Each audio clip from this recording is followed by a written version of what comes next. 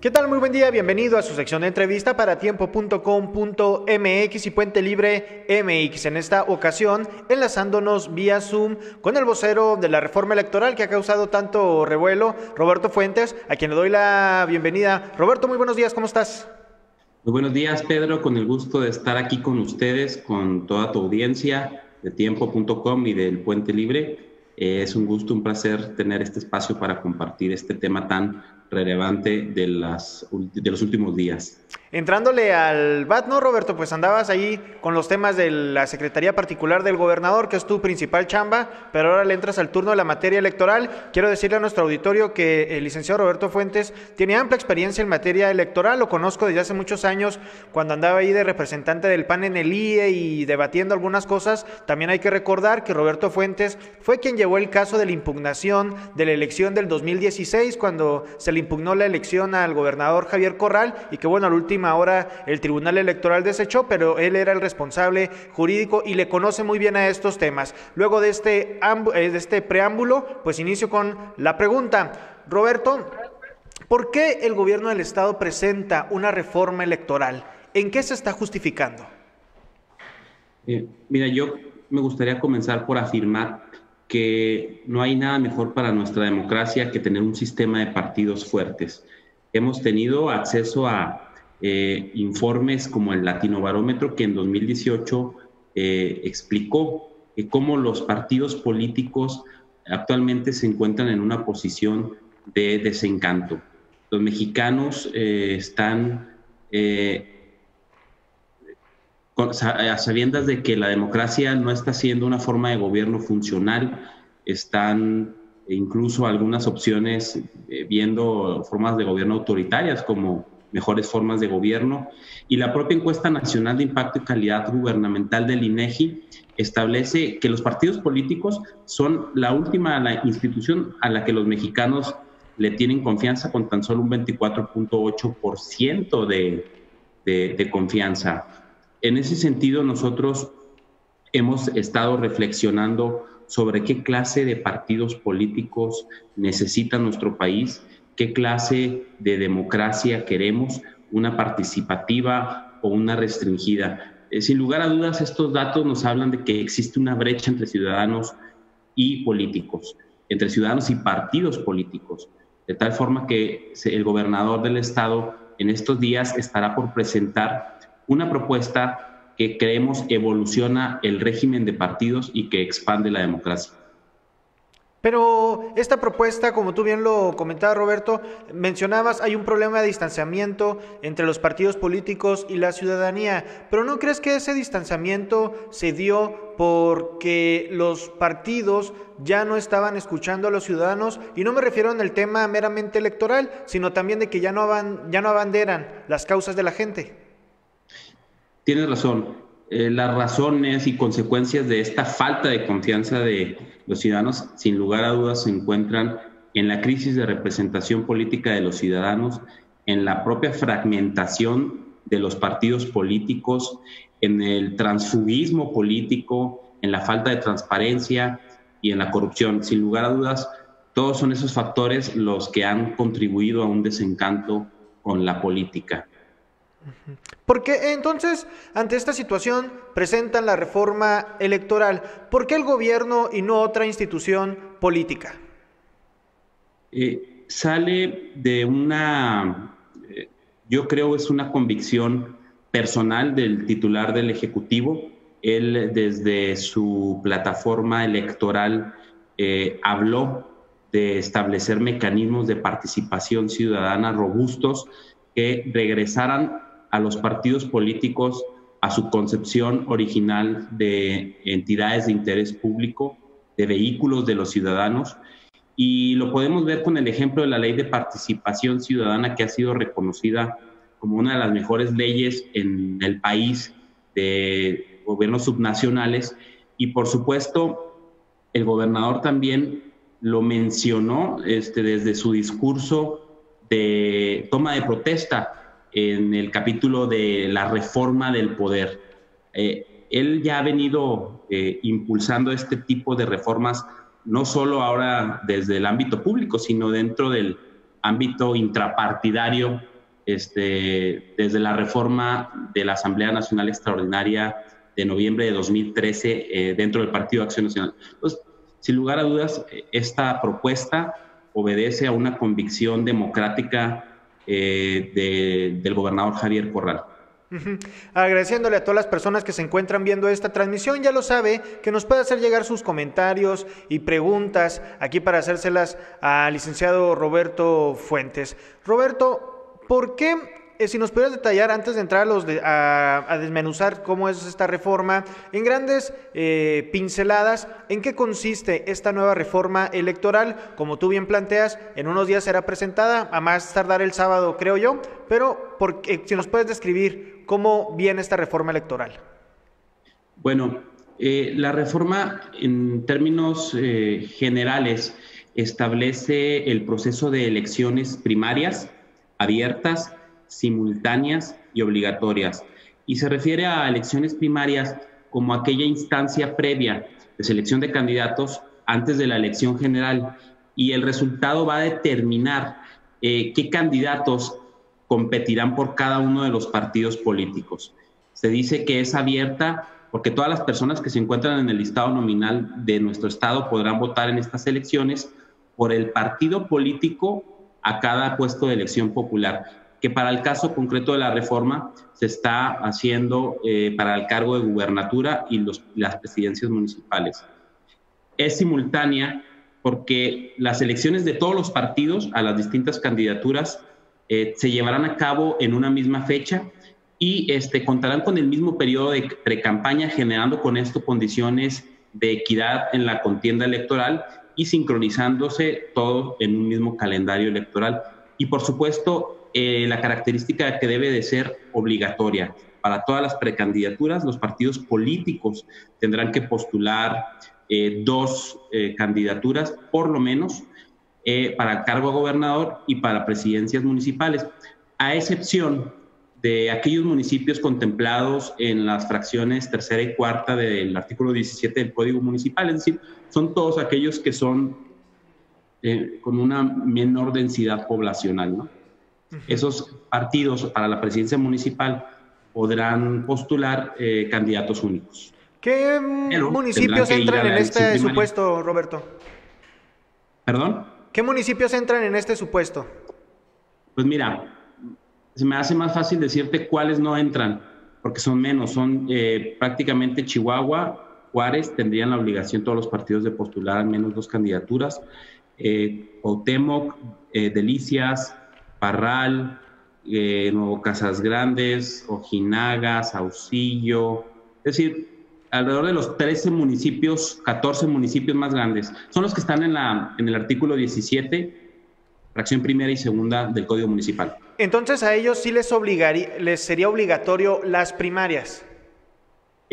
Bueno, no, las primarias serían obligatorios a todos. Pero en el caso de los municipios que acabamos de mencionar, tendrían que postular 2 candidaturas. En todos los demás municipios, por ser más pequeños, podrían postular candidaturas únicas en su caso.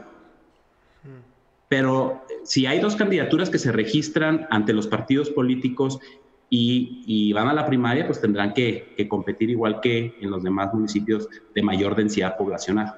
Ok, bueno, prácticamente en estos municipios pequeños sería una ratificación y también pues la población es muy pequeña, es más fácil ponerse de acuerdo y ya no tanto en los municipios grandes. Ahorita el licenciado Roberto Fuentes nos explicaba el tema o la definición de paso, este modelo argentino que significa primarias abiertas, simultáneas y obligatorias, este tipo de elección, y me preguntaba en este sentido, licenciado, ¿por qué el modelo argentino y no el modelo norteamericano? ¿Por qué no ir al modelo chileno? ¿Por qué no ir al modelo europeo? ¿Por qué el tema del modelo argentino? ¿En qué nos parecemos Argentina y Chihuahua?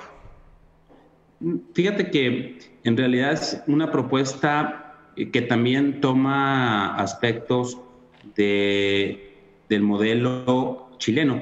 Es más bien en realidad un híbrido. Tiene inspiración en el modelo argentino porque nosotros consideramos el que tiene elementos más prácticos y más adecuados para nuestro sistema de partidos. Por ejemplo, en el caso de Chihuahua, tiene algo que no tiene ni en el chileno ni en el argentino, que es que sean los propios partidos políticos los que emitan las convocatorias de recepción de solicitudes de aspirantes a precandidatos, sea el partido político quien apruebe los registros y notifique al Instituto Estatal Electoral para que sea este órgano quien organice la elección. Y esta es una cuestión muy importante a destacar, porque con esto estaríamos también hablando de dotar de mayor certeza al proceso electoral primario. Ok, en pocas palabras, los partidos serán los responsables de definir quién entra o no a su elección primaria, y eso también lo interpreto yo, que incluso le podrían cerrar la puerta a un independiente si consideran que no es necesario o que si no cumple con el perfil que ellos están buscando. ¿Estoy en lo correcto? Mira, los partidos políticos pueden emitir su convocatoria, sin embargo, no pueden establecer restricciones que sean inconstitucionales o restricciones que vayan más allá de la ley. Un requisito que pudieran los partidos políticos solicitar, pues, es recolectar el apoyo de la militancia a través de firmas, ¿no? A través de un porcentaje. Eso ya ha declarado los tribunales que es perfectamente proporcional, racional, válido, y mientras no establezcan requisitos que se consideren excesivos o restrictivos, es perfectamente compatible de que lo sean los partidos políticos quienes aprueben a las candidaturas. Por supuesto, el sistema de candidaturas independientes permanece igual. Los candidatos independientes tendrán que recolectar el número de firmas tal cual y podrán pasar a la elección primaria, en la que se ratificarán mediante, pues, los sufragios que sean necesarios. Roberto, o sea, ya que tocas el tema... perdón, adelante. Sí, incluso con un solo voto ya los candidatos independientes habrían pasado a la elección general. Claro que a un candidato independiente no le convendría pasar a una elección primaria con un voto de respaldo, ¿no? Obviamente tratarán de llevar mayor participación ciudadana para la elección general. Oye, Roberto, pero bueno, entonces en el tema de los independientes, ya que tocas esta situación y que ha generado muchas dudas, ¿cuántos independientes vamos a ver entonces con esta reforma a través del paso? ¿Cuántos candidatos independientes a la gubernatura vamos a ver? ¿Vamos a ver uno o podría ser una rectificación sin número de candidatos independientes como ellos se hayan registrado? No, recuerda que la legislación establece que para las candidaturas independientes tendrán que recolectar el 10% de las firmas del listado nominal electoral del cargo al que se quiera ocupar. Es decir, un candidato a gobernador tendrá que recolectar el 10% de las firmas del listado nominal de Chihuahua, y las firmas, pues, no se pueden duplicar, de tal suerte que serán, el máximo en términos matemáticos que pudiera tener de candidatos independientes un estado, pues son 10, porque si es el 10% y las firmas no se pueden repetir, pero claro que, pues, este es un cálculo que en la realidad no se presenta, ¿no? Yo creo que los candidatos independientes mantienen la posibilidad de mantenerse bajo las mismas condiciones que vimos en la elección del año pasado. Ok, entonces podría haber 2 candidatos independientes a la gubernatura sin problemas. Es correcto. Interesante todo esto. ¿Qué más viene dentro de la reforma, licenciado? Se ha hablado mucho del tema de las primarias, que ya nos has estado comentando, pero ¿qué otra novedad viene en este documento? Mira, es muy importante mencionar que se ha estado en pláticas con distintas organizaciones de la sociedad civil que han estado buscando incorporar también otras figuras de ampliación de democracia, como la elección de regidores a través del voto directo y vía demarcaciones territoriales. Actualmente creemos que la propuesta va acorde en el mismo sentido de la apertura democrática de los partidos políticos y de dotar de mayor valor al voto de los ciudadanos. Lo que el gobernador ha mencionado también respecto de esta propuesta del voto para elegir regidores, pues es que sería también conveniente hacer una reducción del número de regidores que conforman los actuales cabildos en nuestra entidad, lo cual sería también muy benéfico para las finanzas públicas y, por supuesto, también para la agilidad de la toma de decisiones al interior de los propios cabildos. Esa es una de las propuestas que se están estudiando incorporar. El gobernador ha insistido en esta reducción. Otra de las integraciones que tiene la propuesta son las que son relativas al principio de paridad de género. Se incorporan expresamente los principios de paridad de género en términos de las elecciones primarias. Se hace toda una modificación para hacer una integración del lenguaje inclusivo.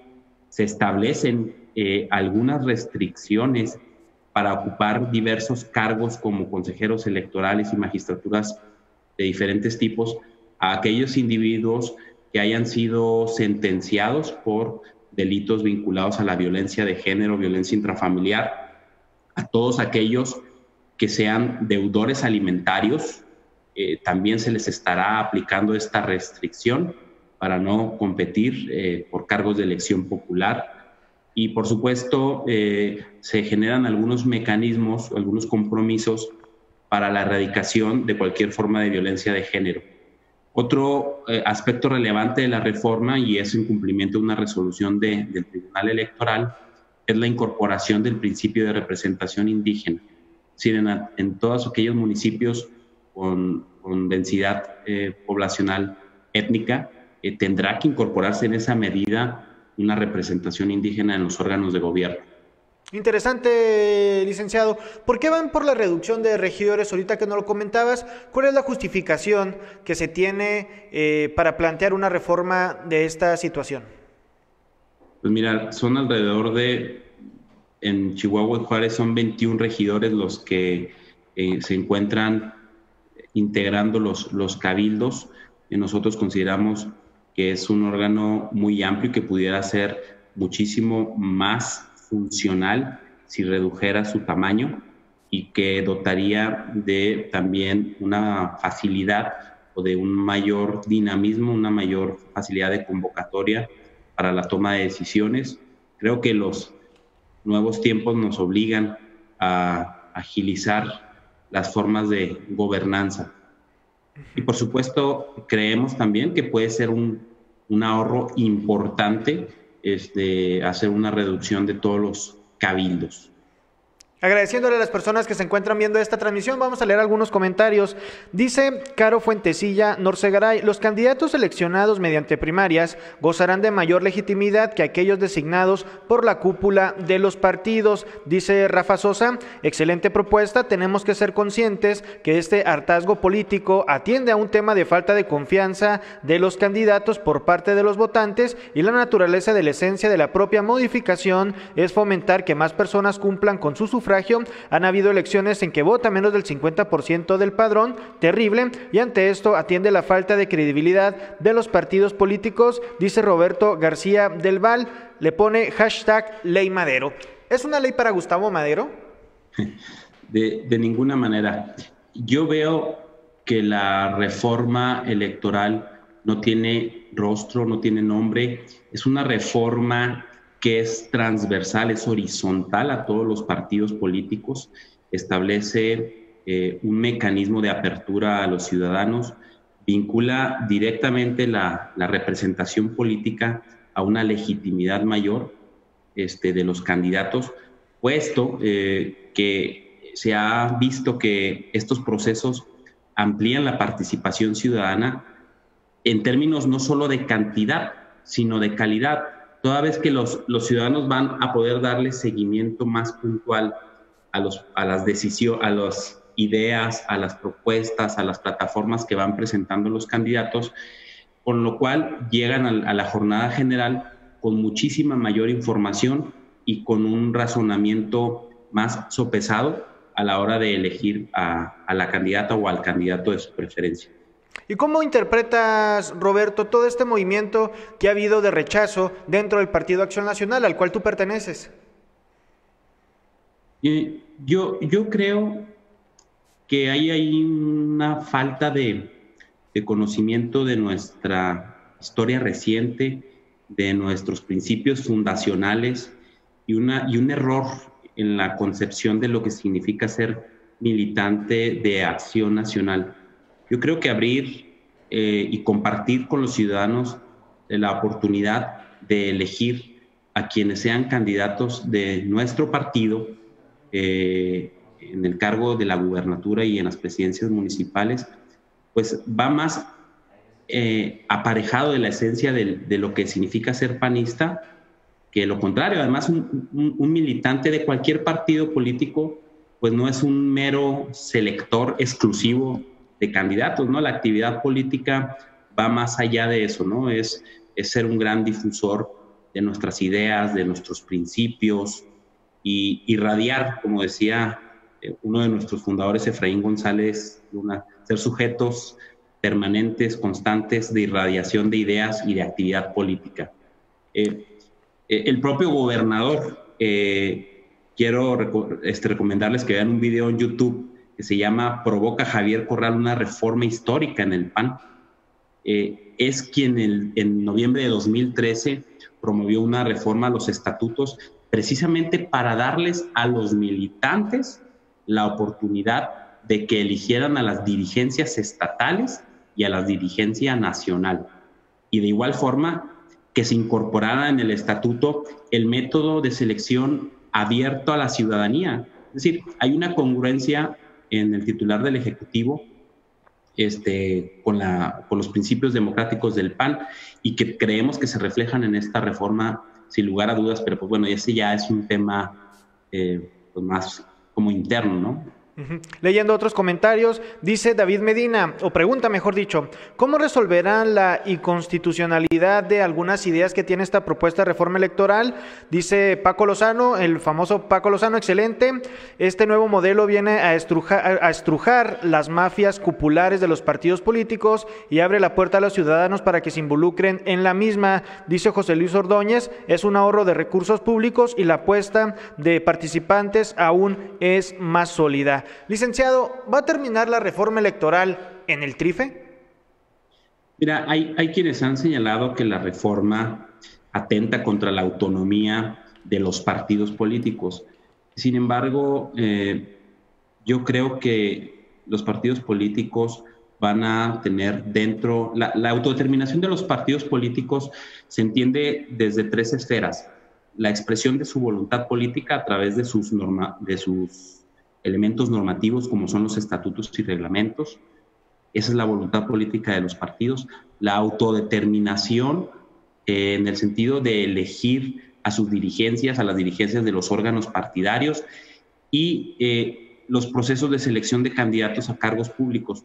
Nosotros creemos que la propuesta es perfectamente compatible con estos principios, toda vez que lo que se hace es una reforma de carácter constitucional y legal, y que ya el propio Tribunal Electoral ha señalado en diversas ocasiones que los partidos políticos no solo actúan como poleas de transmisión para que los ciudadanos accedan al poder público, sino que también constituyen un instrumento en beneficio de la ciudadanía, por lo cual los partidos políticos no son un fin en sí mismo que se abstraiga de quienes lo conforman, que son las ciudadanas y los ciudadanos.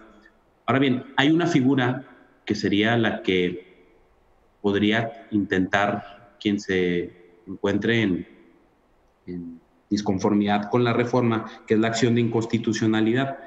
A final de cuentas, la Corte tendría que estudiar la reforma, tendría que analizar en su integralidad la reforma, pero la Corte tendría que resolver bajo los principios de la reforma en materia de derechos humanos del 2011, que establecen que toda interpretación deberá hacerse bajo el principio pro persona o bajo el principio de progresividad. Es decir, analizar la norma si resulta restrictiva o resulta ampliatoria. Si lo que hace la norma es ampliar derechos o restringir derechos. Yo creo que no hay argumento que se sostenga para hablar de que la reforma restringe derechos. Es una reforma que amplía derechos, es una reforma que sin lugar a dudas va acorde a la Convención Universal de los Derechos Humanos, de la Convención Americana de Derechos Humanos, del Pacto Internacional de derechos civiles y políticos que establecen todos los criterios internacionales de la democracia, de maximización de la democracia y del valor del voto. Estamos definitivamente ante una reforma que evoluciona y fortalece el sistema de partidos políticos, una reforma que abre los partidos políticos a los ciudadanos. Yo creo que la Corte resolvería a favor de expandir la democracia, a favor de maximizar el derecho a votar de los ciudadanos. La pinta es muy bonito, Roberto, pero ha habido mucho rechazo de gente de tu partido político, del PRI, de Morena, del Partido Verde, incluso también del PT. ¿Tú cómo interpretas este rechazo? Pues toda reforma disruptiva genera resistencias. Sin lugar a dudas, pues hay reacciones humanas muy naturales al cambio de reglas cuando sabemos que ya hay avances, hay compromisos, hay acuerdos, hay esquemas que se van construyendo de manera anticipada, y por supuesto una reforma que viene a plantear dotar del poder de voto a los ciudadanos y cambiar las reglas del juego en favor de la expansión democrática, pues evidentemente debe generar ese tipo de reacciones. Otro de los temas que se ha hablado es que un partido político se puede meter en la elección de otro partido. ¿Esto puede ocurrir? Mira, de que puede ocurrir, pero jugaría en contra del partido que hiciera eso. Las elecciones primarias son obligatorias para todos los partidos políticos y son simultáneas. Imagina que un partido político decide engrosar el porcentaje de participación ciudadana de otro partido político rival. La elección primaria lo que va a hacer es decantar, va a focalizar el voto útil, y en la elección general se va a saber qué partido logró atraer más la atención, más la preferencia de los electores. Y yo no creo que ningún partido que se encuentra dentro de un proceso democrático, obligado a ser democrático, se ponga a pensar en la dinámica de otros partidos, incluso en aquellos partidos que se prestaran a la simulación. Es precisamente por eso que la simultaneidad ataja estas injerencias de vida. El problema es cuando se hacen reformas electorales con procesos y que cada partido tiene su jornada electoral a diferente tiempo. En el PAN lo vimos en muchas ocasiones. Mientras el PAN se abría a procesos democráticos, sean por militantes o sean por ciudadanos, los otros partidos, mediante la designación, se dedicaban a posicionar a un único candidato desde las precampañas. Y éramos todos partes de una simulación, ¿no? Actualmente las precampañas, para ser consideradas precampaña, tenían que portar o tienen que portar la leyenda, ¿no? Dicen, vemos un espectacular y lo propaganda dirigida a los militantes del partido X. O sea, como si toda la demás gente no la fuera a ver. O sea, por la vía de los hechos, las precampañas actualmente son para toda la gente. Pero ahora lo que estamos haciendo es darle a la gente la oportunidad de que verdaderamente participen en esas elecciones. Pues en la que ellos quieran y si quieren, ¿verdad? También no se prevé la obligatoriedad para los ciudadanos en las elecciones primarias. Interesante todo esto. Dice la diputada Marisela Sainz, es un despilfarro del erario público al que pretenden, y además ante la ruptura interna del PAN, pretenden abrir la elección a personas extrañas al partido del PAN, que ya no la tiene tan fácil. Dice Leonardo Maquiavelo, ningún estatuto o norma interna estará por encima de los principios de progresividad y pro persona. Se están ampliando de los derechos de la ciudadanía, agradeciéndole pues a todas las personas que se encuentran viendo esta transmisión. Es un despilfarro de dinero, como lo comenta la diputada, Roberto. Por supuesto que no. La propuesta mantiene el tope de gastos de las precampañas de los partidos políticos. Incluso todo lo que es la parte logística de organización se le da al Instituto Estatal Electoral para que sea el que organice el proceso comisario primario. Pero también es importante mencionar que la propuesta impulsa de manera importante las elecciones a través del medio electrónico. Las elecciones a través de esta tecnología ha sido acreditado ya por varias experiencias, se traducen en ahorros considerables al erario público, además de mencionar de que reducen los márgenes de error, reducen la posibilidad de que los propios electores voten nulo, ¿no? Voten doble, y dan una rapidez y precisión en los cómputos y escrutinios, de tal forma que no representan un mayor gasto al que ya actualmente se encuentra contemplado.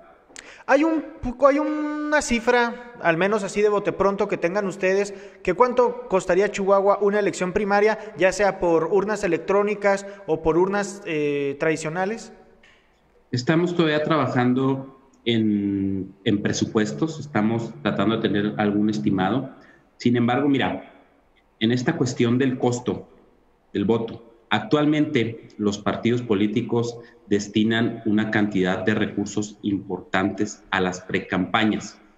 Si tú divides el número de militantes de todos los partidos políticos, que son los que tienen derecho exclusivo de voto para elegir a los candidatos, entre el gasto que se realiza en las precampañas, vas a tener un valor del voto muy alto por persona. Si distribuyes ahora en una elección abierta por el número de votantes, estamos hablando que a la hora de ampliar el universo de votantes bajo prácticamente la misma cantidad, el valor del voto por persona va a ser mucho más económico. Pues interesante todo esto. ¿Algo más quieres agregar, Roberto? Pues recordar que esta es una reforma que sin lugar a dudas viene a evolucionar el sistema de partidos, viene a fortalecerlo, pero sobre todo viene a maximizar nuestra democracia, viene a expandirla.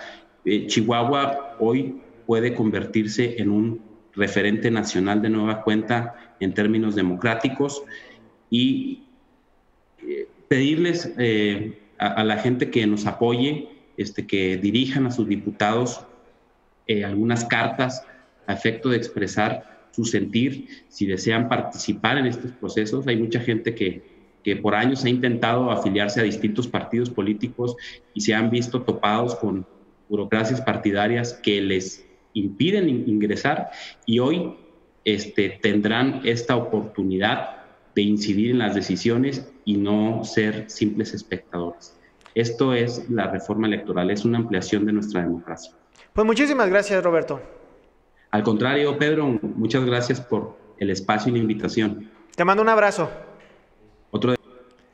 Agradezco de nueva cuenta a Roberto Fuentes, quien es vocero de la reforma electoral aquí en el estado de Chihuahua. Ya lo sabes, síganos en redes sociales. Mi nombre es Pedro Fierro y yo lo espero el día de mañana a las 9:30. Hasta la próxima.